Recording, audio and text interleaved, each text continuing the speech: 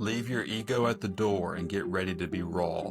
This is Strength to Overcome, where real men find their strength in weakness. Guys, welcome back to the Strength to Overcome podcast. This is Ryan with my co-hosts Matt and Joe. This is episode 36. We're excited to be back with you. We've got a special guest on the show today, Jeremy Stalneckers, with us. He is a Marine Corps veteran who received the Veteran Navy Commendation Medal with V for combat valor in Iraq, and has transitioned his battlefield experience into tools for everyday resilience and experience. And as executive director of the Mighty Oaks Foundation, Jeremy leads an organization providing free, intensive programs to help veterans and their families overcome PTSD and rebuild their lives. He's the author of impactful books such as March or Die, Offensive Faith, and Leadership by Design. And he also hosts the March or Die podcast, sharing stories and insights for building resilience. Jeremy, it's an honor to have you on the show, brother. Well, it's an honor to be with you guys. Thanks for doing it. Yeah, man, absolutely. Glad to have you with us. Let's start with this March or Die, because we've listened to a little bit of your stuff, and I really like this concept. You've written a book on it. You've got a podcast that is active, the March or Die podcast. And where did that philosophy come from? Tell us a little about what you mean by March or Die. Yeah, so I appreciate that. I'll start with what I mean by March or Die and then kind of give you some of the backstory. The principle is really simple. It's that we need to continue moving forward, right? And we can say that in a lot of different ways, but in life, and it doesn't matter what the area is, it could be a relational area, it could be work, finances, whatever. In every area of life that's meaningful, there are obstacles. Some of those are traumatic experiences that have happened in our past. Some of them are real unexpected obstacles that pop up in front of us. And when we find ourselves in those moments where we have to decide to either keep moving forward or stay where we are, to me, kind of the word picture that March or Die, it just makes sense because we can decide to stay where we are. We can throw the white flag up. We can give up. We can say, I'm not going forward anymore. But in a sense, that is death, right? Because unless you're moving forward, unless you're making progress, you are effectively dead. And a lot of people who are breathing, they're doing stuff. They've got, the world thinks they're active and they're doing well. Really on the inside, relationally, spiritually, emotionally, they're dead and they know it. They're not making progress. And so when we hit those obstacles, when we hit those trials and deal with those traumas, we have to make a decision. Am I going to stay here and die, or am I going to take the next step and keep moving forward? And I can tell as much of the story as you like, but that concept is not something that came to me at once. It was really an experience in Iraq. We were making our way toward an objective that we were told didn't have an enemy presence on it. We got to the objective. It was a bridge, and it had a very large enemy presence on it, and we were engaged in a kind of an unexpected fight. It was the middle of the day, which we never moved during the day, so the sun is high, they can see us, we can see them, and we rolled into an ambush, really, and had to deal with that. And we got caught in this ambush, and we had to fight our way through it, and we did. And I had this, weird thought, right? You have these weird thoughts when people are trying to kill you. The weird thought I had is, we need to march so we don't die. One of the units that I was a part of in the Marine Corps, that was the motto. It was March or Die. I think it was actually lifted from the French Foreign Legion at some point, right? Marines are very good at stealing things, and they steal mottos as well. And stole that, put it on a T-shirt. And in that moment, we had the mortar rounds falling down around us. We had machine gun fire coming our direction. For some reason, that thought peaked. We got to march, or we're going to stay here and die. And then reflecting on that, after the fact, when I started to tell the story of our time in Iraq, that became the central theme. You have to move forward, or you have to stay where you are. And if you stay where you are, you're going to die. That's it. And so then that has really morphed into deeper thoughts about every area of life. And I think it applies to every area of life, and then has taken on the name of our podcast and kind of a philosophy, if you will, for looking at difficulties in life. I love that. Yeah, I knew it was a powerful title, and I knew there was a story behind it. So I'm glad we were able to kind of start with that and get that philosophy out there, because I think that's already a little nugget for the audience. Yeah, Jeremy, I've got a follow-up question in there. You brushed over it so quickly, it's almost as if you're playing a game of Monopoly or something, right? Or a game of Risk. You remember that game? Yeah. You guys remember that game where you're trying to, take continent and the other guy just keeps rolling sixes, right? And you spoke about this story like you're playing Risk, when in all reality, you and everybody around you could have been, well, killed, flattened. I mean, emaciated to the point of, losing arms and legs or brain damage and stuff like that. How do you kind of get to that place where it's something you talk about easily, or is it just that's your personality? It's funny, and that's an interesting way to put that question. I've never had anyone pose it exactly like that. So typically someone will say, "How often do you think about that?" Or I think about it every single day. I mean, there's not a day that goes by I don't think about that event. And there were a lot of things that happened in Iraq I think about often, probably because I've written on it, I talk about it. This is so central to kind of the themes of my life. I go back to that moment again and again. I mean, as I talk about it and think about it, I think about that day and I can almost see the sky. It was one of those weird, it was about 3 o'clock in the afternoon. So the sun had already hit its peak and it's starting to set, this kind of afternoon sun. It was not cold outside. It wasn't hot, but it wasn't cold, but it was clear. So as we came into this kind of turn going toward the bridge that we were supposed to secure, I was the second vehicle back in our battalion column. Man, you could see it off in the distance, and then they started to engage. And so all these things started to happen. So I can think about it. And if I stop long enough to think about it, there are times where I think, there were several points in that engagement we should have died. Honestly, I believe it was miraculous that we didn't. There was a time, so we hit the near side of the bridge, so we didn't go on top of the bridge. We dealt with this machine gun position that was there, and then we pushed on top of the bridge. And if you can picture that in your mind, there's a canal, there's water, and then there's this little bridge, and we got on top of the bridge. And when we did, that was a kill zone. So the enemy had already set that up. And what that means in, combat terms is they had already set their mortars. So they'd probably even rehearsed it or practiced it, fired rounds onto that objective. So they knew exactly where they were going to land before we got there. We were in the kill zone. They called the X. And those mortar rounds, as we got up there, we got bunched up. We're trying to deal with these different positions. There was another machine gun position we're trying to engage. And so we're sitting literally in the middle of the X on the top of this bridge, and the mortar rounds were coming down around us. The ground where they were hitting was soft enough. The rounds themselves were going into the ground, so the shrapnel was kind of contained underground. But there's the percussion, there's the smoke, there's the feeling. One of my Marines was standing next to me. I was standing outside of my vehicle. He was standing next to me, got blown back on his back. Again, it's a miracle no one was killed. We all should have been killed on that objective. And then we had trained together. We had trained for situations like that. So even though in my mind, it's like this thing was like a half a day thing, right? We were there for probably a couple minutes and then moved to the place, marched, if you will, got off the X so that we could actually engage the enemy from a place that we were in a position of strength instead of them. And so when I say it, it's not that it doesn't, connect. It's just, I have told that story so many times. It's easy to tell it and move on. But when I really think about what happened there, A, we did a lot of things right. B, we did a lot of things wrong. C, I really think God was watching out for us in terms of just, we were doing our best, but it wasn't the best. And still we were able to get through it. We did so much training prior to deploying to Iraq that we were ready to move as a unit. We didn't have to have a meeting or anything. We knew where to go and what to do. And we were able to ultimately come out on the other side of that. So, and I think that's why, like, it connects to me so deeply. That's why it became the title of the book. That's why I tell that story. We went into Baghdad on April 10th. We had like a 12-hour firefight. We had over 100 casualties. That was a much bigger fight than what happened on the bridge. But that thing on the bridge was so much more personal, is so much more personal to me for some reason. And I think that's why I continue to go back to it. I've drawn lessons from it and keep talking about it. Statistically speaking, is that sort of combat environment usually pretty dark? You really don't come out of that? Yeah, I mean, I don't know what the numbers are, but it was a planned ambush site. The enemy, their plan was to get us in that spot, which we did.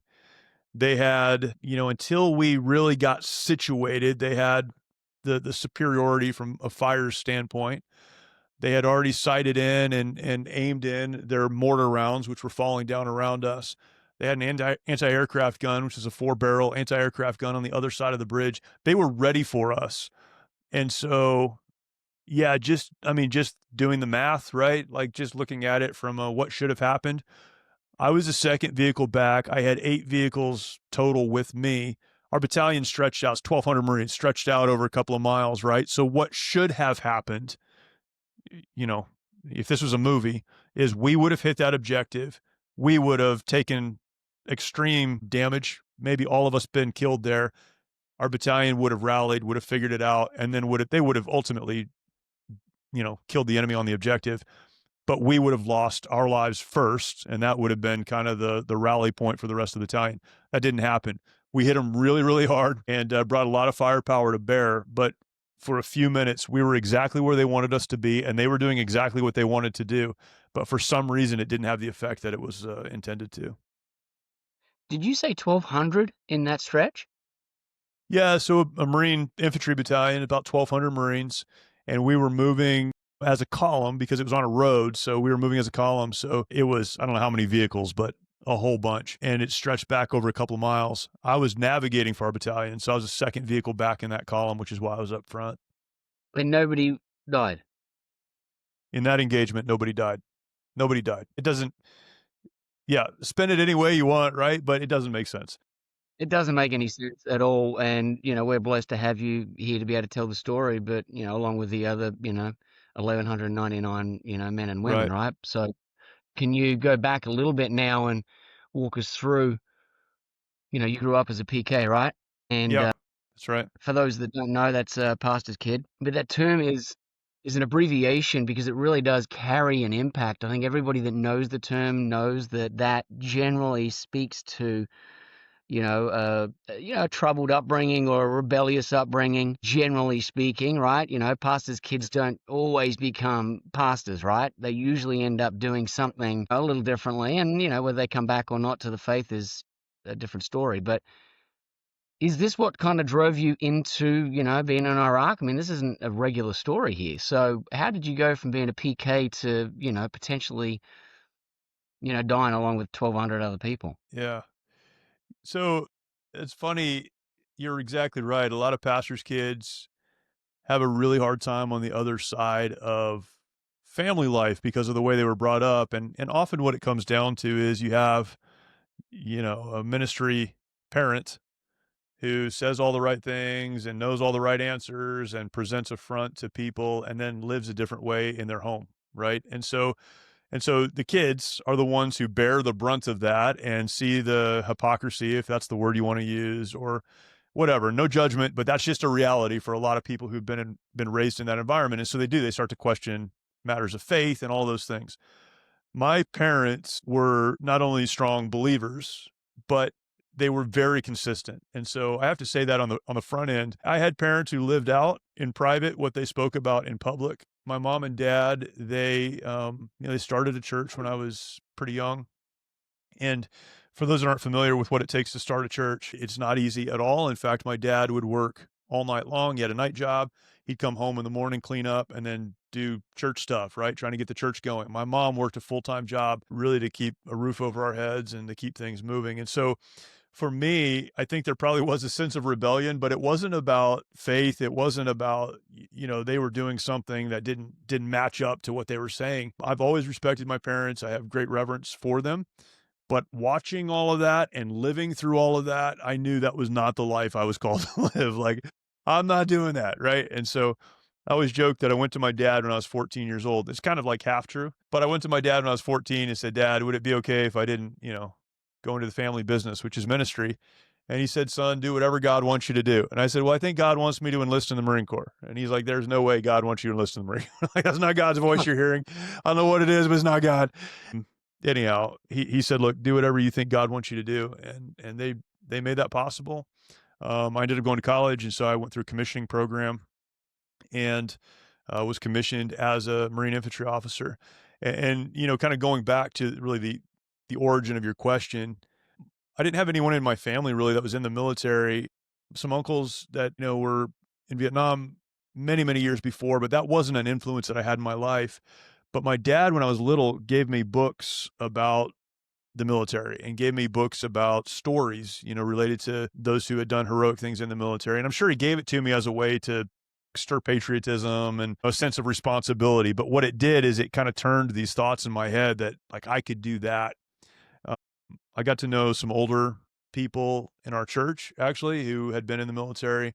One guy in particular had been in World War II. He's very old, but couldn't leave his house. So my dad would literally take me over to his house, and I'd sit there and just talk to him. And so all that stirred in me. I knew ministry is not what God called me to. I thought it wasn't. I ended up in ministry. But yeah, for me, it wasn't running away from my parents or God. It was just me going, I can't do that. I need to do something else. One of your episodes, you talk a little bit about returning, and within 30 days, you were getting into the ministry, but you also alluded to, at least in this particular episode I was listening to, maybe you talk about it in another one, but you've got, 200 and something episodes, so I haven't caught it all. But just for the audience, can you talk a little bit about that trouble that you ran into, and you had some people around you that you felt like you could trust that were maybe calling you out or at least realigning some of the areas that you were struggling with? Yeah. So, it's interesting. We talk about the challenges that men and women have when they come back from combat or even just transitioning out of the military. And we talk about that a lot now. I was in Iraq in 2003 as part of the push, came home and through a series of events and decisions my wife and I made, decided to leave the Marine Corps. My pastor at our local church where we had been attending offered me a job.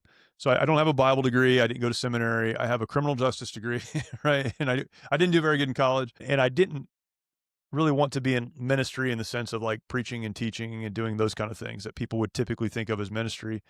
And he said, look, I know that that's not your call, but I need a leader. I need someone to help me organize things and keep things running. And so would you come work at the church if you left the Marine Corps? And I thought, perfect, right? It's a soft place to land. I don't have to move. I mean, it was all the right things. So made the decision before going to Iraq to get out of the Marine Corps. I knew that that's what was going to happen when I got home. Literally 30 days, we landed, March Air Reserve Base in Southern California here, coming back from Iraq. 30 days later, I was off active duty and I was employed by the church. And in 2003, no one was talking about combat trauma, post-traumatic stress. We weren't having any of these conversations that we have now and that people are familiar with. And so I started to experience a lot of frustration. I've talked about this a lot. This goes back to an identity issue. And if you don't know who you are, then you lose purpose. And if you don't have purpose, then there's no hope, right? And it starts to spiral. And we see that with a lot of people. Well, I was in a good family. I was raised in a good family. I had a wife that loved me. I had 2 little kids. I was in a church. But when I left the Marine Corps, particularly leaving combat, which is the thing that I'd wanted to do my entire life, I had the opportunity to do it. I was part of this like big historic movement, right? We moved into Iraq. This is an unprecedented thing, being a part of the push to overthrow a dictator and do the things we did there. I was a part of all that. Then I came home. I took off the uniform, and in a sense, I just kind of lost myself in the process. I went to work at a church that is, volunteer based. So now I'm trying to get volunteers to do what they said they were going to sign up to do. Didn't know who I was. Started to say things to myself like, these people don't know where I've come from or what I've done or who I've been or what I've been a part of. That created frustration. That led to anger. And then I was just a mess everywhere I went. I was a mess working at the church. I was unkind to the people I worked with, which is crazy even to say, but it was true. I was just a disaster. And then at home, I was the same. I was super angry. So my wife tried to stay away from me, tried to keep the kids away from me. And through that process, I thought, I'm the only one that's ever experienced this. I'm the only one who's ever had these thoughts.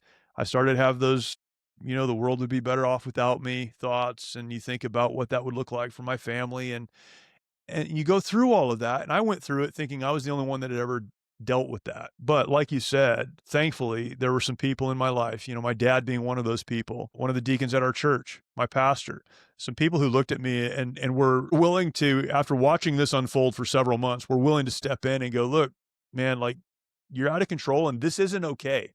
We get what you've done and where you've come from, but that's not an excuse for the way you're treating people and the things that you're doing and the way that you're even speaking and behaving. That's not okay. This has to change. My pastor said, look, you're so disruptive here at the church. You're going to have to find another place to work if you don't figure this out. Again, we weren't having these conversations about post-traumatic stress and combat trauma. He didn't know what was wrong with me. He just knew I was out of control, right? And so it was when those people stepped into my life and other people that I started to accept responsibility for my behavior and then started to work through what's causing this, understand an identity outside of the military, and was finally able to begin to move forward. Long process, but over the next several years was able to make a lot of progress. Yeah, that's incredible. But I'm keen to hear how you went from being in a pretty ugly situation at home. I think you've got 4 kids now. Is that right? I do. Yeah, that's right. Yeah. You went from being in a pretty tough marriage situation with 2, but you ended up getting through that, and you've got 4 now. So there's more to this story, which I think a lot of our audience can learn from. I know I am personally. I'd sit here and ask you questions all day, selfishly, but there's more to tap into here. But you sound like you got through that, and now I'd like to know a little bit more about, well, where did it go from there? Yeah. Yeah, I mean, so I did get through it, and there is a lot to that. So there was a starting point of confrontation, people calling me out, holding me responsible, right? Which is really what it was. And that allowed me to start looking at myself and understand the things that I'm doing, the way that I'm treating people. That's not other people's fault. That's my fault. There may be a reason for this. Maybe I'm struggling through some things, but that's my responsibility. The way I'm talking to my wife and treating my kids and the other things that I'm doing. And so I was able to begin to do the right thing and move forward.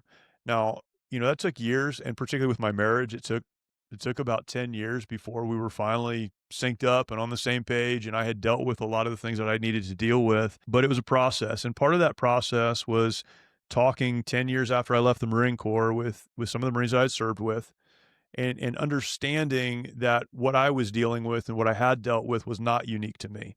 I started to hear about Marines that I served with who came home and took their lives, broken marriages, and all the things that now we're talking about, but up to that point I had not had a conversation with anyone about. So 10 years now I'm removed from my time out of the Marine Corps. I just kind of buried it and said, I don't know what that was, but that was me. That wasn't anyone else. Now I realize, like, no, this is an actual problem that people have. And I had the right people in my life to help me move forward to figure some of this stuff out. And I continue to have a responsibility for the Marines that I served with. So the fact that I've been able to move forward personally doesn't mean I don't continue to have a responsibility. And so I need to figure out what I can do to help and to be a part of healing and restoration for these guys. And so that probably more than anything helped me, I won't say move forward, but I don't even think it was that. I think really address in a powerful way what I had been through, what I had experienced, the thoughts that I had, and understand there is hope, like real hope, not just getting through it hope. There's real hope. And it was helping other people walk through that again and again and again. That honestly, I was helping them, but it helped me more than it helped them, I think. So yeah, a long process, but kind of the end of that process and probably the most powerful part of that process was saying, I have a responsibility here. And it doesn't end because I put the uniform in the closet for the last time, 10 years ago. I still have a responsibility to serve these guys. And as you do that, man, it starts to align things in your own heart. And it's very powerful. And we talk about that, right? Service is very powerful, and it continues to be. So, Jeremy, I'm a big fan of what do we do now? If I'm lost or I'm stuck, and, practical things that we can do. So, I guess the question I have for you is what would the first 72 hours look like for someone who's maybe was in a position like you, stuck, lost, and how would you guide them? What would that look like? Yeah. We've talked, and we're just talking about isolation and, the aspects of that. That was real. Like that for me, even though I had people around me, I felt very isolated. And I think this is one of the challenges with transitioning out of the military or out of a unit that you're in, even if you're moving to a new unit, why the kind of go-to for all of us is just to pull away from everything. There are realities. There are the realities of what you've been through, what you've experienced, maybe good decisions that you've made, bad decisions that you've made, people that have hurt you, people you've hurt. There are realities. But what happens when we don't have truth being spoken into our lives is there are lies that happen in our head, and it tends to amplify the lies. You hurt people. That's all you are. You're a monster. You'll never get over this. There is no hope. You'll never get better. Or what was done to you was so big, you'll always be identified by that. That is now who you are. All this stuff that we take on board. So there's the truth, And then there's kind of like the filter of our own heart and mind and our experiences and how we feel and what people have said to us. All of that starts to filter what is true into this like almost self-loathing, like there is nowhere I can go from here. I've got nothing. And the people I used to care about aren't with me. And the people who used to understand what I'm going through, they're not here anymore, right? And so you're completely separate from this environment. Now you've got this stuff going on. So I think what you can do for people that are coming home or transitioning or whatever, you said 72 hours, it tends to be the first several days are pretty good. Someone is finding themselves in a new environment. Maybe they're free of a lot of the difficulties or challenges of their old environment. Maybe they're back home, and so everyone's happy to see them, and they've stopped what they're doing, and so they get a lot of attention. And then it's in the weeks following and then the months following that real isolation happens. And so I think the thing that has to be done if you care about someone who's in a transition period, and that could be any kind of transition period. I mean, I've talked to corporate executives who have transitioned out of a business, out of a corporation, out of that role. So it doesn't matter. Anytime we transition into something brand new, I think the thing you can do for them if you care about them is stay connected to them. Stay connected to them. And encourage them to get connected to other people, other organizations, other groups. So in that interim, while they're figuring out who they are and where they want to go and all of that, be there, just be there, be present. And in that presence, you're able to help them understand truth, to dispel, not in an argumentative way, but dispel the falsehood, things they say about themselves or say about their situation. And you just walk it out with them. In the chaplain corps, they call it the ministry of presence, right? It's just being in the same space as someone else. And a physical space is best, a virtual space is helpful, but it's spending time with people. And what you do, particularly for men, doesn't matter as much as you're with them. And I think that's huge. Now, this is where like the VFW and those organizations get it right in the sense that they say, let's get together. I think they get it wrong in the sense that they are only military people who drink and tell war stories. So there really is nothing beyond that. And it's you need to be helpful and encouraging to like, hey, all right, you've transitioned. Let's find the next thing. What's the next thing? Let's figure that out and help people get to the next phase of their life. But the single most important thing, I think there are a lot of important things, but this is a really long answer, but the single most important thing is don't let them be alone, because they're going to start saying things to themselves that ultimately, if left unchecked, you look at what's the extreme? What's the end of this thing? It's not going to end well. They have to have somebody there that can help them, process and keep things on track. Yeah, I found that to be powerful myself, because I found myself in situations like that where I want to be isolated, and the connection of other men, even just connecting is super powerful. Yeah. Now, would you say, because of what you've done with your military background and who you tend to help, have you had a lot of other people from other backgrounds come and approach you and get help? Yeah. So, I think the human need is connection, right? And so I say this a lot, and I don't know how it's always taken, but I say this a lot. I love veterans and people who have served and are serving, but not more than I love other people. I just so happen to have a background in the military. I served in the military. And so these are kind of my people, right? If you will, these are the people that I connect to. But what service members and former service members and first responders, what they need is the same thing that every, in this context, every man needs, right? They need connection. They need understanding. They need people who will be in their life without judging them, if that makes sense. Like, call people out on their stuff for sure, but you're not present in their life to call them out on their stuff. You're there to encourage, to hang out. If you need to say, hey man, that's not good, then do that too. But yeah, it's been really interesting because people look at us often as, and we have women's programs, we have stuff for marriages, we have a lot of stuff, but people will look at us as a men's program because we started kind of that way. And man, it's so powerful for men to get together. It's so powerful for men to get into community. Again, places where they can just be who they are and say what they want to say and share what they need to share. Again, without judgment. Now, without judgment doesn't mean without criticism sometimes, right? Like, hey, look, I'm not judging you, feel however you feel, but you know that's going to take you down a dark road, right? So without judgment doesn't mean you don't call people out when you need to call them out, but we all have to have a community. This is why, one of the reasons church community is so important. Get yourself in a men's small group at a church. What does that do? It puts you around men, puts you around hopefully like-minded men. There's a common, foundation that you are able to operate from. What a great place to be. If you've served in the military, find some other guys who served in the military and they're doing other things. Get together with them once in a while. Community is absolutely vital for anyone who's going to move forward in a meaningful way. Yeah, I definitely agree with that from my own experience. You know, going to the faith part of this, what would you say is the most misunderstood part about a faith-based like programs like you're doing? Man, but the most misunderstood, there's a whole bunch of them. How long do you guys have, right? We can be talking for a while. I'll tell you this. So let me just explain what I mean by faith-based, and maybe that will kind of set the direction on that.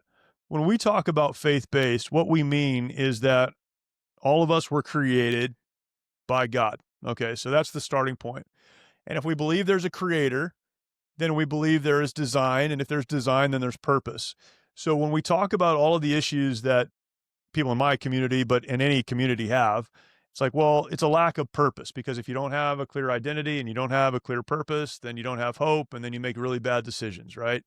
Well, understanding that God has a plan for your life, it allows you to align to the reason you're actually here. So when we talk about a faith-based, what does that mean? Well, faith becomes the foundation for the other decisions that we make. We need to get that right. We need to understand God does have a plan for us, that God made it possible for us to have a relationship with him. We're Christians, so when we talk about faith, we're also talking about what it is to understand who Jesus is and the fact that he, we're talking Christmas time, right? He came for a purpose. He came to pay the price for sin. Why? So that we could have a relationship with God, the Creator. And once you have that established, that relationship with God, the Creator, then you can learn from him and you can hear from him and you can engage in the purpose for which you were created. And when you do that, man, everything else starts to come into line. And so the foundation did serve in the Marine Corps, but that's not my identity. That's not who I am. That's a job that I did. And I'm thankful for it. I'm proud of it, all of those things. But that's not who I am. I am someone who's created by God to accomplish some things on this earth, to serve other people, to use my gifts, talents, opportunities. I'm unique. So use who I am uniquely created to be to serve others. And once you lean into that, man, everything else begins to come into line. And so when we talk about faith-based, it literally is, let's put down a faith foundation and have the rest of our conversations around trauma and brokenness and, all these issues, have all of those with a faith understanding that God does have a plan for us. That's the baseline. And now let's move forward from that. Yeah, that's pretty powerful. I know for me, my identity was in my past, past profession as well. So, but my faith wasn't strong or isn't as strong. So I know that tends to, you move with the wind of life, right? You get swept up because your foundation isn't as solid. So that makes a lot of sense. I mean, I can see why that's so powerful. Yeah. Well, and so if you don't have a faith or a confidence, we'll just say very broadly, all right, just remove any kind of, church or religious language around it. If you don't have faith or confidence in someone or something outside of your space and time, someone or something bigger than you, then you're all you've got. And so now I have to look at myself with my hurt, my hangups, right? My shortcomings, my fears. All of that now is where my hope is found. All of that is where my faith is found. So my faith is in me. And anyone who's being honest knows that they're not good enough to get through this thing we call life on their own. And so you back that up and go, all right, if my faith is not in God, who's bigger than me, outside of my space and time, he is the creator, he created me with a purpose, he has a plan for me, then it's his plan and not mine, and I just need to align to that. Well, that's what continues to push you or drive you or pull you forward when the relationships aren't all they should be, something happens at work that's crazy, maybe there's a financial setback. Well, where's the hope? It's still in a God who's bigger than this situation. And so I'm able to continue to engage and continue to move forward and continue to take those steps. Why? Because I trust that God is bigger than this. And it's not about me. It's not about my lack of ability or whatever, or my shortcomings or the end of the road that I will reach if I'm the only one who I have faith in. It's about God. And if it's about God, then there's nothing that I can't get through or overcome, or, no place I won't find victory. Do you think, Jeremy, that there's a lot of men struggling out there because they don't understand there is something bigger outside of them? They don't believe in a creator, or they don't understand that the creator has a bigger plan for you, so they wrestle with it internally, not really understanding, hey, I might be trying to do something over here and I keep butting my head against a wall. And that can come from this mindset of, keep trying, keep marching, right? To use your Yeah. situation as an Yeah. example of the opposite, right? So we could sometimes get ourselves stuck in this mindset of, I'm going to keep marching. I'm going to keep pushing on this one area that I am determined to make work, when in all reality, the Almighty Creator is tapping us on the shoulder over and over again saying, listen, I don't know how many times I've got to help you Yeah. understand this, but Yeah. I need you to be doing something else. And over the course of the last 8 months, I've been through that process myself, and I found myself feeling completely different. Now, is it hard to do what I've done over the last 8 months? It's been really challenging. It's destroyed me in a lot of ways. But at the end of the day, I put my head down on the pillow knowing that I am headed now towards what the Creator really wants me to do. And I think there's a lot of people out there that, if they don't have a faith-based mindset, they are wrestling with something within, but they don't even know where to go to find out why they're wrestling. Does Right. that make any sense? Makes perfect sense to me. And I think, I think the apparent example of that is we see very wealthy, very powerful people, very influential people. They have all the stuff that we would say we want. And oftentimes they get to the end of it, and you see suicides among those who are the wealthy and the powerful. But maybe it's not that. Maybe it's relationship after relationship after relationship. It's this after this after this. It's this continuing pursuit throughout their life for the thing that will give them meaning. And if they're being honest, and many of them are, they'll say, I've done it all. I've hit everything you can hit, and I still don't know who I am. I still don't have the meaning I'd like. Still don't have the purpose. Why is that? Well, because there's a creator, and he has designed each of us uniquely, and he's given us the skills, the talents, the abilities, the opportunities that he wants us to have to live out what he's called us to and created us to do. And so if you're not aligning your life to that, if you're not doing what the creator created you to do, you're always going to be searching for meaning and purpose, because you're not doing what you were put on this earth here to do. We always talk in my book, Leadership by Design. I think I give this example. It's a silly, kind of stupid example. But if you buy a car and the manufacturer of the car says you need to put this kind of gasoline in your car, and you say, I don't want to, I'm going to put diesel in my car, you can, and it will go for a while. It won't perform the way that it's supposed to perform. And eventually it's going to mess the engine up so bad it won't work at all. I think a lot of people have said, I get that there's a creator who created with design and purpose, and he tells me to do it this way, but I'm going to do it a different way. And that's going to work for a while, but eventually it's going to stop working.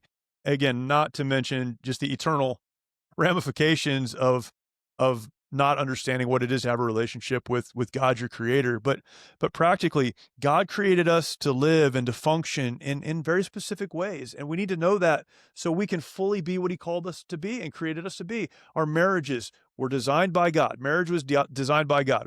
We could spend another podcast talking about that, right? From the beginning of the book to the end of the book, meaning the Bible, marriage is explained to us, God's plan for that. And so people live outside of God's plan, God, the creator, who said it should be done this way, and wonder why it's not working. Other relationships, so many other things we could look at, but God has a plan, and you can do it your way if you want to. But the end of that is dark and empty. And, man, I think we have so many examples of people that have found that. So yeah, I don't think it's possible to be what God wants you to be without a relationship with him. Is it possible to look successful by some metric that the world puts out without God? 100%. Well, why are those people so miserable?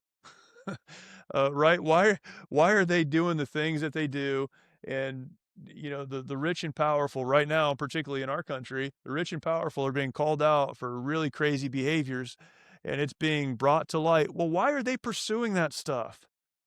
Because the rest of their life is so empty that they're trying to fill it somehow. And really what we're saying is God has a plan for you. Just do what he's called you to do and then let him guide you forward. Do you find that the people you had back in 2003 were that catalyst for you to find who you were? Yeah. I mean, it's funny I was a Christian before I went to Iraq, but I always say I didn't become serious about my Christianity until I got home from Iraq. I remember where I was standing, you know, again, so many memories, but I remember where I was standing in Iraq when I had the thought, like this God thing, right? And I was a Christian. I believe in God. It wasn't that, but it went from me being, I think that that's important for salvation, right? The forgiveness of sin, to God has a plan for my life and I need to follow his plan. It was on the other side of a firefight where I went, the enemy doesn't care who I am. No one here cares where I went to school or who my parents are or what I look like or, what color I am. Nobody cares. And God, though, has a plan for me, and I need to figure out what that is, which ironically led to, a lot of years of me trying to figure it out. But it was not until I found my identity in a relationship with Jesus and began pursuing God's plan. What does that mean, pursuing, right? We use like pretty broad language. It was me stepping back and going, God, whatever you want me to do, whatever that is, I'm going to do that. And I haven't always gotten it right, but it's, pursuing God. It's saying, God, I want to know your will. I want to know what you want me to do because that's the only thing that matters. And it took me a long time to get there. I was in ministry for a while before I got there because even ministry could be like very self-promoting and very much like it's like you trade one, bad identity for another bad identity, right? But my bad identity was ministry, and so nobody like called me out on it. And then, but it took me a while, and it was really coming to those guys and hearing their stories and realizing, no, God is the answer for all of this. For all of this. And I've got to help people figure that out. I've got to help people understand what God wants them to be, who he called them to be, who he created them to be. The rest of it's going to work out. But yeah, and it was that. You're exactly right. It was that really like solidified that in my mind. Like that's not just good for them. It's everything for me too. And that's what I need. Do you find that your situation, I mean, I keep coming back to this because you just don't hear about these sort of stories unless it's, part of scripture where a God had sent people in and not one life was lost, or the odds were, insurmountable and they came away with the victory, or he's got someone like Jonah who says, I ain't doing that. And Yeah. God says, well, actually you are. And he says, no, I'm not. And he says, yeah, you are. And you've got this dynamic of this character arguing with the almighty creator, and all, at the end of the day, for those that don't know the story, he ends up getting eaten by a whale. Now, the story ended up going well, but it's almost as if we have this modern day mindset where guys are so hell-bent on coming up with a goal or a vision of what they want to do, what they want to achieve, when in all reality, it doesn't align with the creator, and he's going to keep on tapping you on the shoulder until you wake up and move in that direction, right? That march or die, right? Hey, I need you to go to Nineveh. I need you to do this. Yeah. Because I've got a purpose for you, and, you keep fighting on me, and I'm going to, put you in the belly of a whale. Yeah. So it's crazy, right? So I did the Marine thing. That's all I had wanted to do since I was a kid. I did it. Then I ended up in ministry. And then, so I was at a church in Oceanside, California, near Camp Pendleton, where I had served in the Marine Corps. So I was still around a lot of military, and that was helpful. And then I ended up pastoring. I ended up being the pastor of a church for a while in the San Francisco Bay Area. And so I now found myself in a place that was wonderful, but it's not like where military people hang out, right? And so I'm like, okay, so I did that Marine thing. Now I'm doing this church thing, and I have no idea how any of this works together. I used to have these thoughts like, God, why was the Marine Corps thing necessary for me? Why did I have to do that? If this is where you want me, pastoring a church, away from the military in a community that's like 80% from other countries, and this is where I was in Fremont, California. Like, if that's what you wanted, then why didn't we just start there? Why do we have to do that military thing? And this was a place where I'd have to come back to again and again and just say, God, I trust you for whatever this is. I trust you for whatever you're leading me into. And then God brings those pieces together. I needed the ministry experience and I needed the ministry training. Again, I didn't go to Bible college. I didn't go to seminary. So my ministry training came from church and working with other Christian leaders. So I now have that, but I also needed the military part, but I needed a combat part, not just the military. You served in combat in the Marine Corps, and God in his timing brought those two pieces together to allow me to do the work that I'm doing now. I would not be able to do what I do now were it not for those two pieces coming together on God's timeline. And so to your point, often we go, I'm going to control this because I believe this is what I need to do with this, or this is what I want to do with this. And God puts the desires of our heart in there. He tells us that. He guides us. But there has to be a yieldedness to him. God, I don't get this thing. Like, this doesn't make sense to me, but I really believe, based on your word and prayer and circumstances and good people speaking into my life, that this is what you want me to do. So I'm going to do it. And then I'm going to trust you enough that as I'm doing this thing I believe you want me to do, you're going to get me where you want me to be. So it's believing God's going to lead you, taking the step that is obvious in front of you, and then trusting God to get you exactly where he wants you to be. I didn't get that right all of the time. I struggled with that a lot, particularly when I was pastoring. But then God, in his sovereignty, got me exactly where he needed me to be. So yeah, I think as men particularly, I think, I'm sure women do this too, but men for sure go, I like this and I'm good at that. And so that's what I'm going to do. And I'm sure that's exactly what God wants me to do. Or, they feel very compelled to go do something else when really we need to say, God, what do you want me to do? And believing that God gave us the gifts, the talents, the experiences, right? The opportunities, the influences. God puts all of those things into your life so that he can use you later on as he brings those together to do exactly what he wants you to do. I think the three of you are an example of this, right?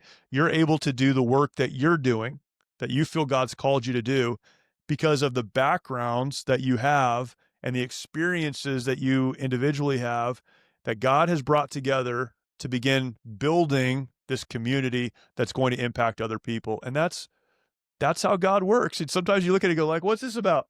And God I think probably says like, dude, hang on, man. It's going to be okay. I'll get you where you want to be and where I want you to be, but you've got to trust me. And the people that you guys are influencing and will continue to influence wouldn't have that influence in their lives if you didn't trust God to get you where you wanted to be. That's how it works. It's funny, as you were about to say that, I was making some notes. I know I can see Joe writing notes as well. And Ryan, he just soaks it all in because he's like Rain Man. But you said something there that just made the three of us all smile and nod our heads in unison, where you really did allude to the fact that the three of us have no idea why we started this or why Joe jumped on board or, Ryan decided to, go down this path with me. And we connected after being apart for so long. And I think that you just nailed it on the head, right? It's community. And it's a matter of the three of us trying to figure out, well, what does this look like? And not necessarily getting stuck, in that bridge warfare and saying, you know what, I'm just going to keep doing what I'm doing. I believe in my plan. I've got a goal. I've, written it on my notepad or it's on the wall or whatever it is that we've done with it. And, to hell with what anybody thinks, this is what I'm going to do. And in all reality, in your case, just to tie it all back, you guys had to get on with it. You had to march or you would die. And so I think that that's what the three of us here have done is just say, you know what, we don't really know what we're doing, but we've got enough we're going through. We've been through a lot of different things, so we can really lend to a lot of different people's needs. And as we have guests on like you, I just feel like blown away at how well-spoken you are and how much you've been able to help me. I mean, this is definitely an episode that I would actually go back through and listen to multiple times over because it's been so impactful to me, and it's helped me see why Strength to Overcome even exists. And we're blessed to have you on the show to be able to share that. So thanks for wrapping it up with us so beautifully as the three of us nod in unison. That was fantastic. Yeah. Well, thank you. I appreciate it. I was going to say it's fun to talk about. I don't know if that's the right word, but I like to have meaningful conversations, and this is where all of us live. And man, just keep doing what you guys are doing. It's awesome. Yeah, absolutely. So, Jeremy, where can folks find you if they want to learn more about what you do and want to catch your books and catch your podcast? Where's the best place to go? Yeah, the simplest place is just go to our organizational website, Mighty Oaks. The Mighty Oaks Foundation is our organization. So the website is mightyoaksprograms.org, mightyoaksprograms.org. You can learn about what we do, how we do it, all of those things, plus all the contact stuff is there. So yeah, I'd invite anyone who's interested to check it out. Check us out there. Yeah, we'll definitely link that in the show notes so folks can easily find it. That's awesome. Yeah, awesome. Appreciate you being on the show, Jeremy. I know everyone's going to be absolutely blown away by this one, and they're all going to want to know more about how you guys made it out of there with not a life lost. So perhaps there's a 2.0 coming with you, Jeremy. We thank you for being on the show, Joe.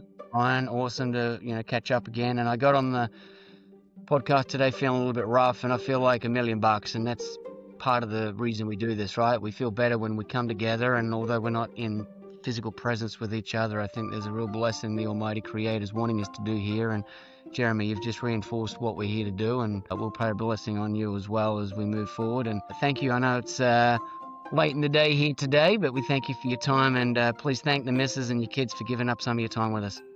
For sure. Thank you, guys. I really appreciate it. And yeah, I look forward to the next episode we do. Awesome.